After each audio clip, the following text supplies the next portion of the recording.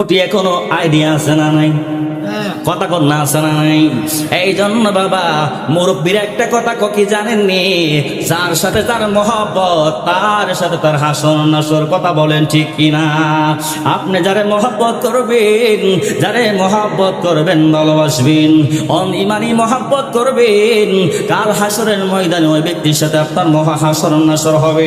এই জন্য ওই নবীকে কেমন মহব্বত করা লাগবে, ওই নবীকে কেমন ভালোবাসা লাগবে, ওই নবীর মহব্বতেরও মাপকাঠি আছে না নাই?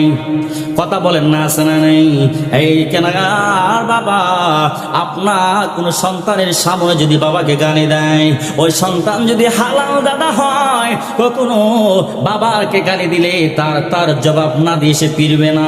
তেমনি করে কোন উম্মত যদি কোন নবীর উম্মতের সামনে যদি নবীর শান মান নিয়ে যদি বেয়াদবি করে কটাক্ষ করে কথা বলে, যদি মদিনার নবীর উম্মত হয়, তাৎক্ষণিক তার প্রতি তাৎক্ষণিক তার জবাব দিবে। কথা বলেন ঠিক কিনা?